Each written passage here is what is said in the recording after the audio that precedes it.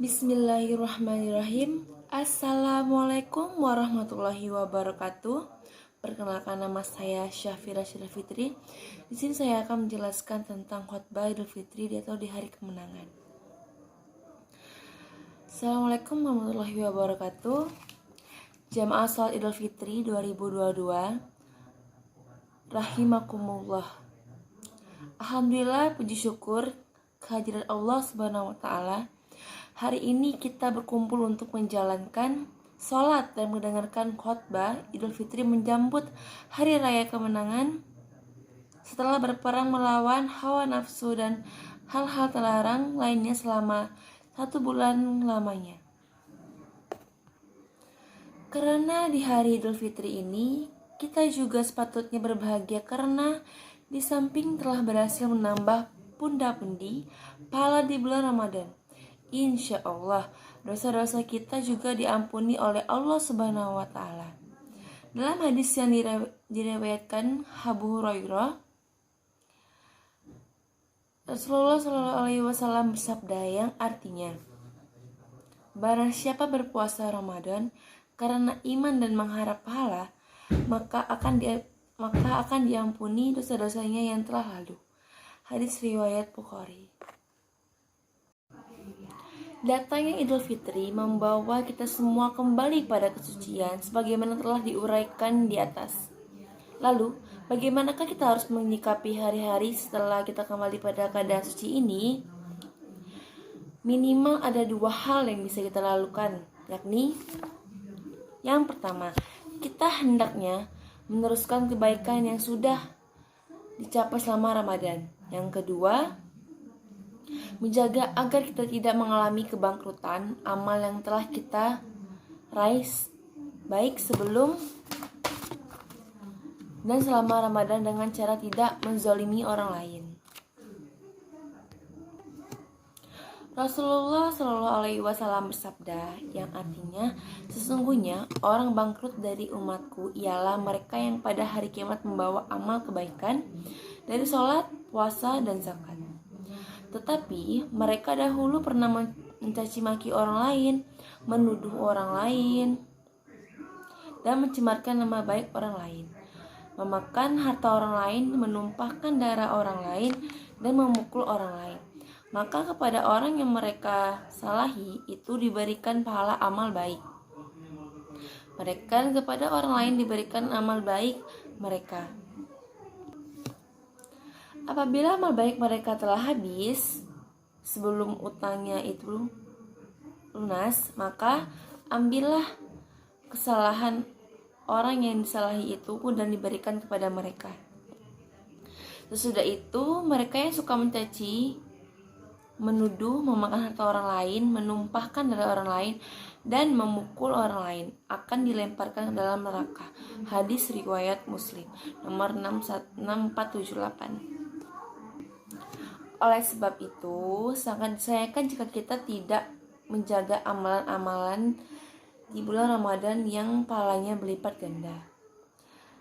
Bila dalam bulan Ramadan kita bisa menjaga sholat 5 waktu secara berjamaah di masjid, ditambah amalan-amalan sunnah yang lain, mengapa di bulan selain Ramadan kita tidak bisa menjaganya?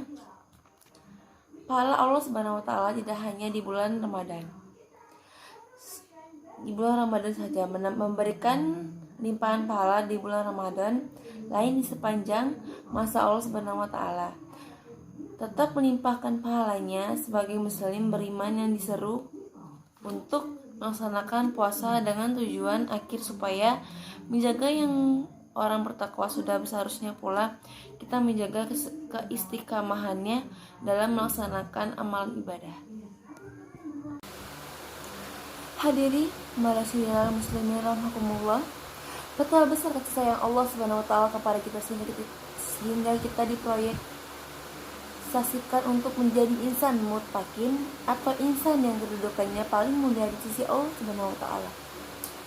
Sebagaimana firman Allah dalam surat Al-Hujurat ayat 13. Ayyuhan nasu idza khalaqnakum min dzakarin wa untata wa ja'alnakum syuluban wa qabaila ta'arafu inna akramakum indallahi atqakum innallahi lalimun. Artinya, wahai manusia, sungguh kami telah menciptakan kamu dari seorang laki-laki dan seorang perempuan. Kemudian kami menjadikan kamu berbangsa-bangsa dan suku-suku agar kamu saling mengenal. Sesungguhnya yang paling mulia di antara kamu di sisi Allah Subhanahu wa taala ialah orang yang kalian bertakwa. Sungguh Allah Maha mengetahui, Maha teliti.